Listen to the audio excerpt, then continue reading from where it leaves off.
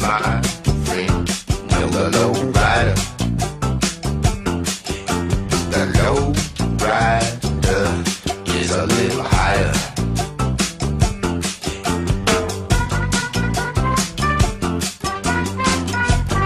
Hello everybody, I'm Richard Tripp and welcome to another edition of Tripp's Corner here on ProView Networks. Today we're joined by Tom Drangmeister and Wally Drangmeister. We're going to take a walk down memory lane, kind of recapping the history, the legacy of Tom's brother, Wally's father, Dick Drangmeister, the famous coach down at Western New Mexico, Alamogordo, New Mexico for the Tigers back in the day.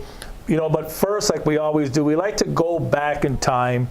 And we're going to start with Tom. Tom, welcome. He's, you know, sometimes my sidekick when we do games. I'm very honored to have Tom on the show. Tom, you and Dick, of course, like myself, my brother Gary and I, very close, very tight at the hip, grew up in Calumet, Illinois, outside of Chicago. Tell us about that. Well, Calumet City is a little suburb. We're like 148th Street from, so we're like 14.8 miles from downtown Chicago, but we still use that. And we're actually we were still in Cook County, which is the county that Chicago is in. And even when I was growing up in the 50s, there was like 10 million people in Cook County, and that's about what they have now.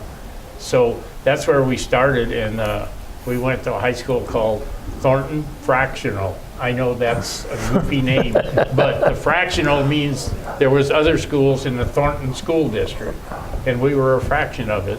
And of course, we played in the South Suburban League, which was all the outskirts on the south side of Chicago. As far as Lockport, Leyden, Kankakee was actually outside of, I don't know how they got in it, because they didn't have anybody to play because they were a big school about 40 miles from Chicago. And we had like, Bloom was in Chicago Heights. Jerry Coangelo and myself, we both graduated in 1957. He graduated from Bloom, and I graduated from Thornton Fractional. Mm-hmm. And then we had Harvey. Harvey was another Thornton school, but they just called it Harvey, and they didn't call us Calumet City because we were a bad city. We were the worst city in the world, believe me. I mean, we were run by the mafia, I guess you could call them. They call them the syndicate, but they did whatever they wanted to, and everybody who was in office got well paid for it. But it was a great town. I learned a lot.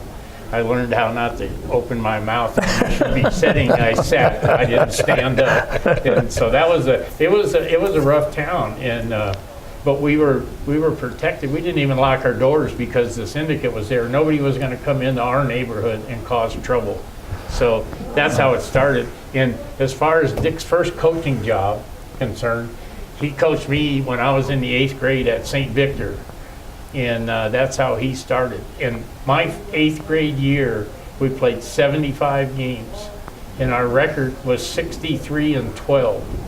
Just about those 12 losses, 8 of them were from St. John's, which is in Hammond, Indiana, which is a big town right outside.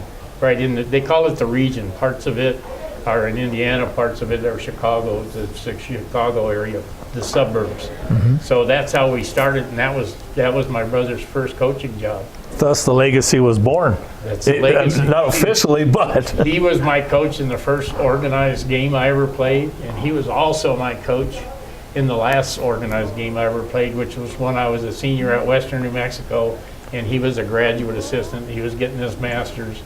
And so that was my last game as organized. I'm not counting City League as organized.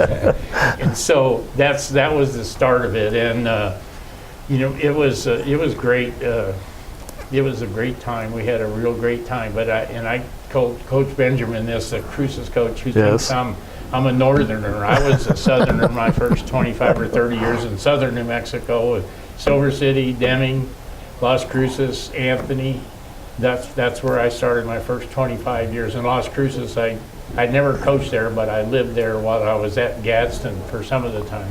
You know, that's interesting that you say that, you know, because in the second segment, you know, when we talk about it, that's going to be the main question. How in the world do you get from outside Chicago, Illinois to New Mexico? But first, you know, going back to those innocent days, shall we say, you know, growing up, you yourself, you were a pretty good ball player yourself. Tell us about that. Well, I was much better in every sport except basketball. Now, I did play basketball at Western, but I played baseball the first 4 years, and I actually played in the minors for 1 year in baseball. But basketball, I wasn't even going to play in college, and then Coach Smith lost a couple guys to grades and everything, and I was his first year. I was like a student assistant because I just helped him. I just was at every practice, every road trip. I knew the things. I could shoot as good as anybody on the team, and so he walked in the hallway and he said, "Tom, I got to ask you something, and I'm only going to ask for 3 things. First of all, you're going to go out for basketball Monday." He said, "Secondly, you're going to have to get your hair cut." And my hair was never long, but in those days, If it touched the like, ear, yeah. it was like a 1/4 inch long. And thirdly, you can't be stealing any more of my cigarettes. So that was the 3 things I got. So I went out for basketball, and I made the traveling squad. I played all year, and it was fun. Wally, you were kind of saying before we came on the air, there's not much I can say during the first segment, but we talk about your father, Dick Drangmeister, of course, going back to your days as a youth. What kind of stands out back to, let's say, your days? Well, some of my earliest recollections are from the locker room in Alamogordo. So, starting out when, I left there right after my 2nd grade year. So, before even school started. And just remember how much both respect and what an intense human being he was, because as intense as he was with as a father, he is equally intense as a coach. Mm-hmm. And so that's some of my earliest memories there, the Alamogordo Tigers. And then the other memory I have of him is he's always a promoter. And so he had this old Nash that we had, and he was the Alamogordo, the Tigers. He painted it this bright yellow and black stripes, so that was the Tiger car. So he liked to promote the sport of basketball wherever he was, and that was an early memory as well. They had a big sign in the middle of town, go to the Tigers are playing tonight, and he had the Tiger mobile there, and then he'd go ride it around town that day of the game. So I'll tell you what, we're just getting started. We're going to hear more about the legacy of the great Tom Drangmeister. We're going to hear about the legacy of Dick Drangmeister. And when we come back, we're going to find out how these 2 young men from outside Chicago come to New Mexico. Coming back, segment 2 on Tripp's Corner.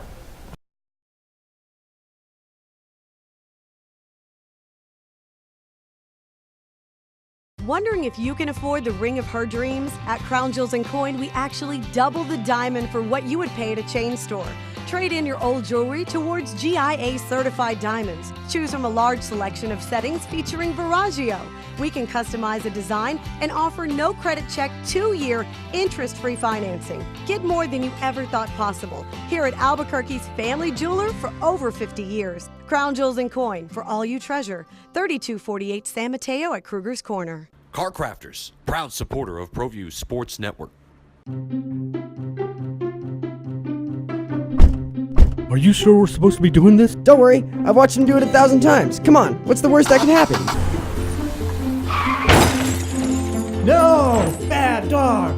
Hi, welcome to Car Crafters. What happened? Don't worry, we'll make it like it never happened. Car Crafters, it's like it never happened.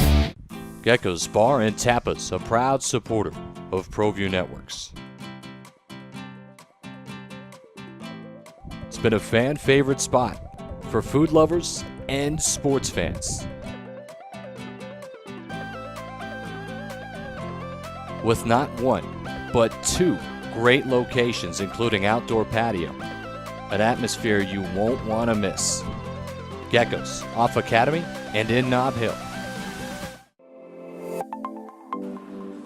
Get into the game with Garden Swartz Team Sales. They have everything you need, from screen printing, embroidery, and digital printing services, high school letterman jackets, and all high school and club uniforms and individual and team apparel with the most reliable brands like Speedline, Rawlings, and Wilson. And don't forget to check out the latest F7 Shut helmet. It's all at Garden Swartz Team Sales. Give them a call, 505-884-1234. Garden Swartz Team Sales. Don't sacrifice quality of flavor when you're in a hurry. Golden Pride offers ribs, fried chicken, green and red chili breakfast burritos, and Frontier Cinnabons.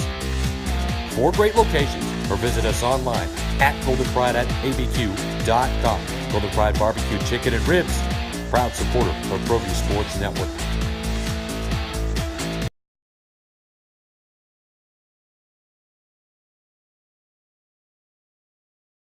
Welcome back to segment 2 of Tripp's Corner, and I'd like to thank all our viewers out there. We're joined by Tom Drangmeister and Wally Drangmeister. Of course, Wally, the son of the late great coach Dick Drangmeister, and Tom, the brother of Dick Drangmeister. You know, Tom, back to you, and we're going to have Wally talk a whole lot during this segment coming up. But like we said, you guys come to New Mexico. Tell us how all that came about. Well, my brother went out of high school. He went into the service, and he served a couple of years, and he came back and he was working at Standard Oil, and his buddy that he went to high school with, he was a baseball player. He was in AAA Indianapolis, and he broke his collarbone, and so he couldn't play. His baseball career was done. So he had an uncle that was at Western, and his uncle told him he could get him a scholarship, and he'd be on the GI Bill also because he was in the service earlier. And he went out, and after a year, he called my brother and said, "Dick, you got to come out here, man." He said, "I can get you a job and all that to pay for your stuff."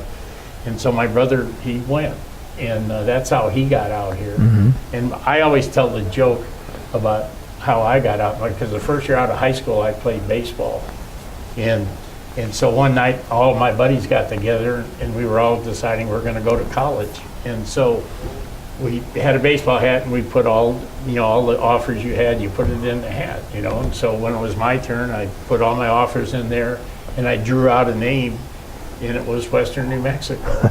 And one guy asked me, "How many offers did you have?" I said, "1." That's how I got out, and my brother took care of me, and he was a great brother, boy, because I think anything good that happened to me in my life is partially because of him. Mm-hmm.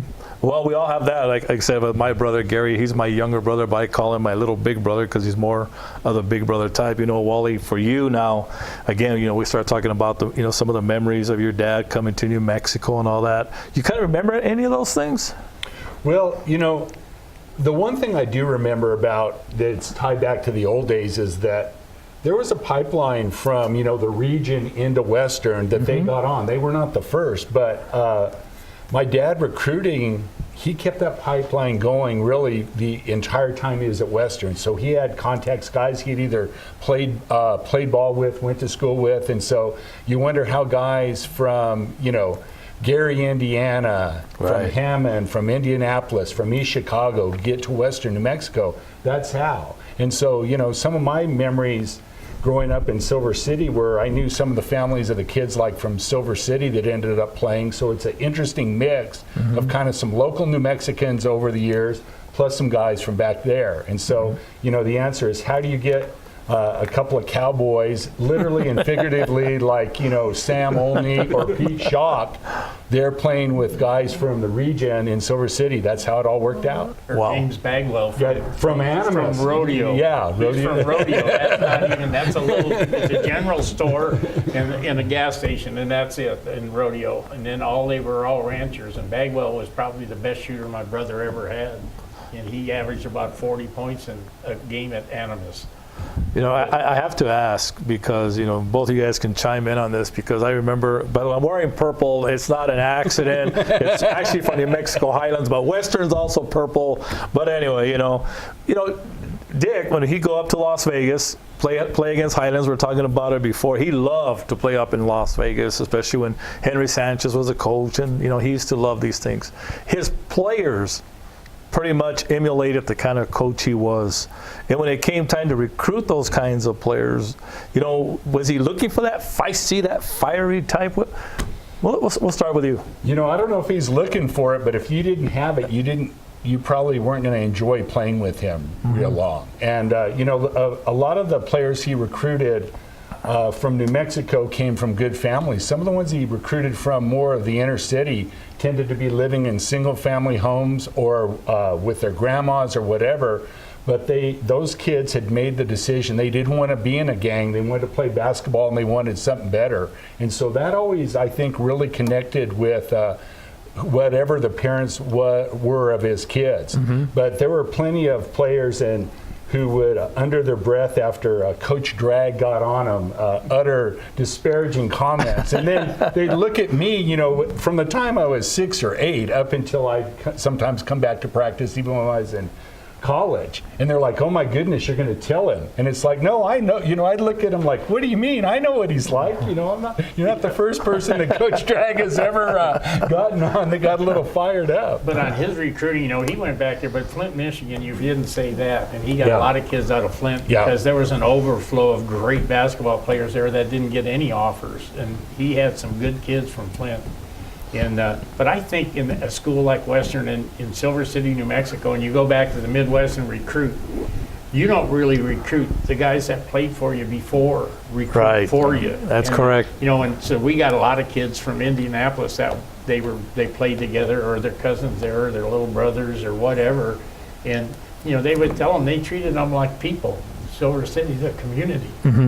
And Silver City's not that big of a community, but no, it's not. And so you have to give the city a lot of credit because they treated them like people, and that was nice. You know, for him, of course, great success, but before that, too, of course, the great tradition, I'm going to put it out there, that he started actually in Alamogordo, Wally. You know, that speaks volumes. Go and touch on that. Well, he had a good run in Alamogordo, you know, and that was his first head coaching job at the high school level. He had some great players. You know, Lobo fans will remember a guy named Fred Henry was one of his best players. A 6'6" or just 6'8". Yeah, 6'8". LeVard Coleman. He had, and you know, the last year he was at Alamogordo. They lost to Hobbs by, I believe it was 3 points we have in the semifinals. And, you know, that was one of, you know, many people have their own favorite games. I know I've seen a couple of Albuquerque high games over the years that rank up there. But of people that are getting to be as old as my uncle and now me, I'm catching them fast. That's maybe one of the better games in the top 5 or 10 that maybe in the all-time of high school sports. Now they came down on the short end of that. Right. But 91-88 was the score. And Fred Henry, the people in Albuquerque won't know him from basketball because he was the leading rusher in Lobo's history for a while until it got broken by somebody, I don't know who, but Fred's passed away from now. But he was a great all-around athlete: football, basketball, baseball, track. He played shortstop in baseball. When the game was over, he went and broad jumped like 23-4 or something to qualify for state. He took second in the state. Wow. Well, I'll tell you what, we got one segment left. We've got to find a way to expand this show to an hour because I'm telling you, when we come back, we're going to talk to Tom Drangmeister before we end up with Dick Drangmeister and catch up on the legacy of Tom Drangmeister when we come back for segment 3 of Tripp's Corner. Coming right back.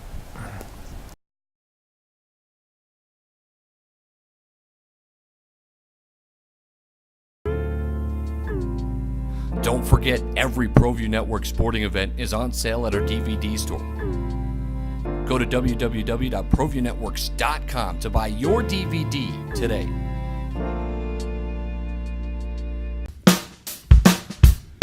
Well, I'm going to the frontier, walking to the cashier, order up a root beer and a #1. Cover it with green stuff, 1 scoop is not enough. Find a booth is real tough, back by the Duke. Meet my family, meet my friends in the quirkiest restaurant I have ever been. All of Albuquerque's favorite spot, it's the Frontier Restaurant. The Frontier Restaurant is a proud supporter of ProView Sports Network. Hey everyone, Adam Deal here with ProView Networks. Xtreme Clean is a proud sponsor and supporter of ProView Networks and all high school sports athletics. Owner Mike McLean and Xtreme Clean specialize in carpet cleaning for apartment, realty, business, and residential clients. With over 20 years experience, attention to detail and quality customer service matters. For more information, give them a call, 505-221-6440, Xtreme Clean. Turbo Threads is a proud sponsor of ProView Networks. Almost 30 years of experience means fast service, great prices, and a wide selection of apparel from t-shirts to performance sport shirts, even jackets and hats. They feature low minimums and no setup charges on most orders. Turbo Threads is located at 1503 Golf Course Road in Rio Rancho, or find them on Facebook, online at turbothreads.com, or call 999-1234 for Turbo Threads.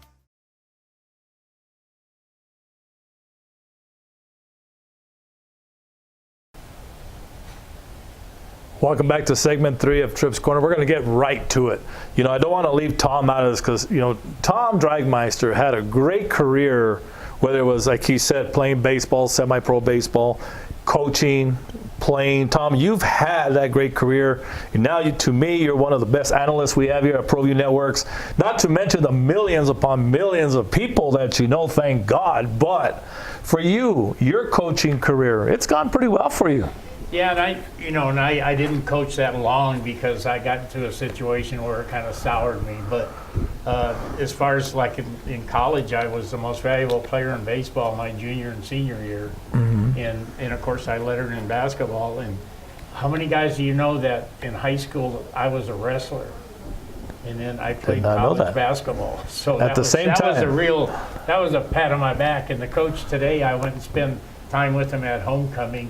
And he reminds me of the time where the Grand Canyon, we played Grand Canyon, and the coach there, he never forgot that it was kind of like a rebound, and I got it, and I was kind of going down, and I had my back to the basket, and I almost hit the ground, and I just threw it up with the spin on it, and it went in at the buzzer, and we beat Grand Canyon. And that athletic director would tell my brother 25 years later, I'll never forget that shot your brother made. And I'd already forgotten it, you know.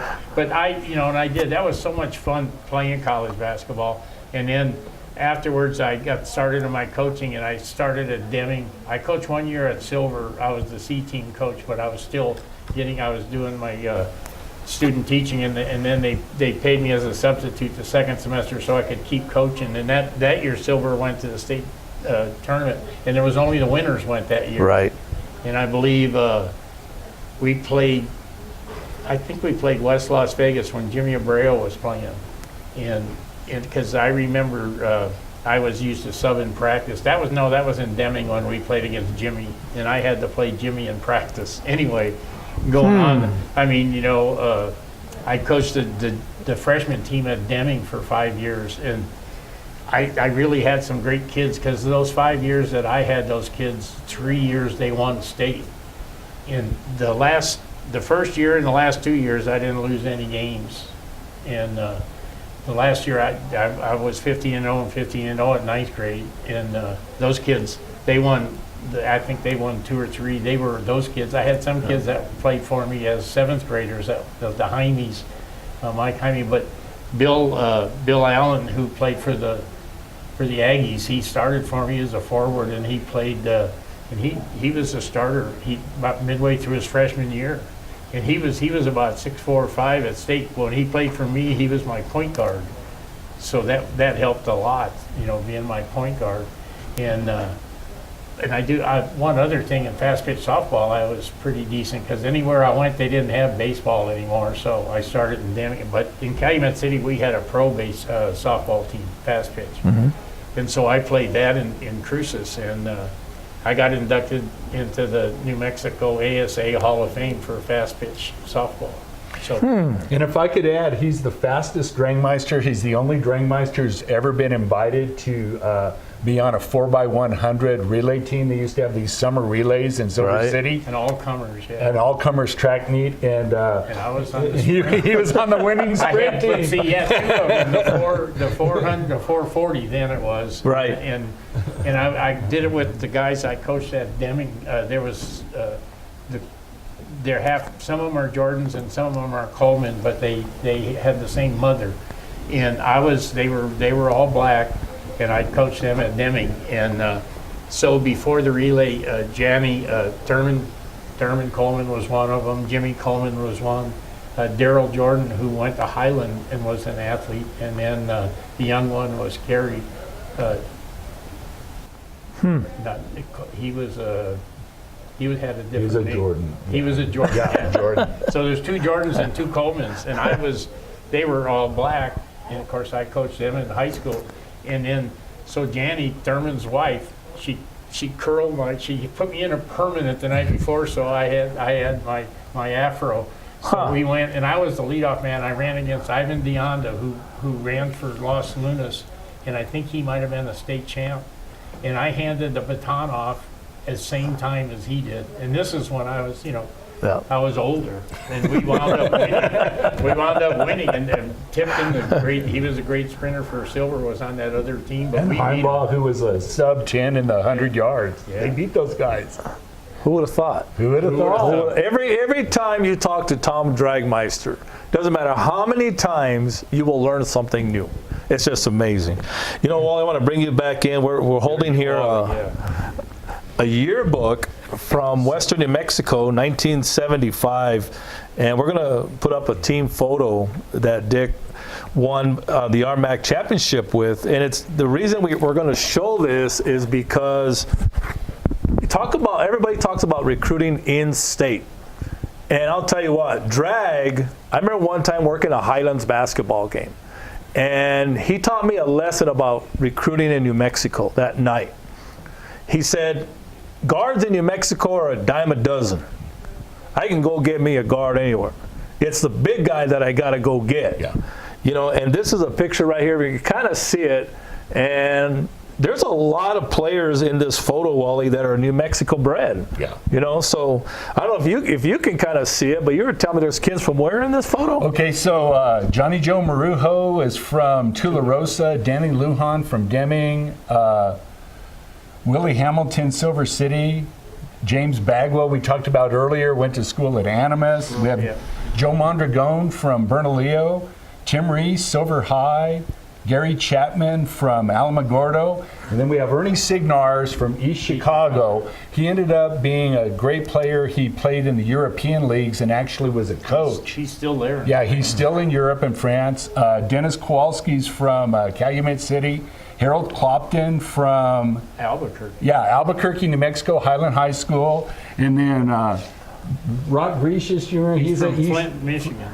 and I don't know where 44, and then Carlos Palacios from El Paso. But that was an example of kind of that region recruiting plus the New Mexico connection. And again, not all the big schools, small schools, and everything in between. We have about 2 or 3 minutes left here, Wally, I'm going to go to you first and just, kind of recap what you kind of remember, what you know best that stands out about your dad's legacy.